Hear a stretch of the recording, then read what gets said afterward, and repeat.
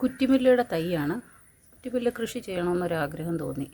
അപ്പോൾ കുറ്റിമുല്ല ഒരു 7-8 തൈ വാങ്ങിച്ചു. ആദ്യം പോട്ടിംഗ് മിക്സും ചാണകപ്പൊടിയും ചേർത്തിട്ടാണ് ഞാൻ വെച്ചിരിക്കുന്നത്. അതിൻ്റെ കൂടെ കോക്കോപ്പീറ്റും കൂടെ മിക്സ് ചെയ്തിട്ടുണ്ട്.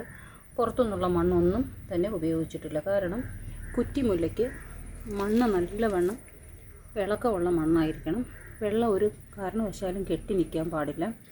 തരുതരുപ്പുള്ള മണൽ പോലെ ഉള്ള മണ്ണ് ആണ് ഉചിതമായിട്ടുള്ളത്. അപ്പോൾ പുറത്തുനിന്നുള്ള മണ്ണ് ഇടുമ്പം അത് ചെളി കെട്ടിപ്പോകാനുള്ള ഒരു സാധ്യതയുള്ളത് കൊണ്ട് ഞാൻ കോക്കോപ്പീറ്റ്, പോട്ടിംഗ് മിക്സ്, ചാണകപ്പൊടി ഇത്രയും സാധനങ്ങളാണ് മണ്ണായിട്ട് ഉപയോഗിച്ചിരിക്കുന്നത്. ആ പോട്ടിംഗ് മിക്സിനകത്ത് വളം അടങ്ങിയിട്ടുള്ളതാണ്.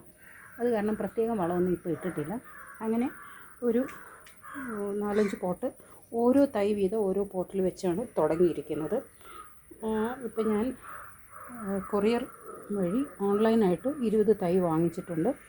അപ്പം ഇപ്പോൾ കാണുന്ന ഈ തൈകളെല്ലാം ഡയറക്റ്റ് പോയി തൊട്ടടുത്തുള്ള നഴ്സറിയിൽ നിന്ന് വാങ്ങിച്ചുകൊണ്ട് വന്നതാണ്. മണ്ണോടുകൂടി ചെടിയായിട്ട് തന്നെ ഫ്രഷായിട്ട് പൂക്കളോട് കൂടിയുള്ളതാണ് വാങ്ങിച്ചുകൊണ്ട് വന്നത്.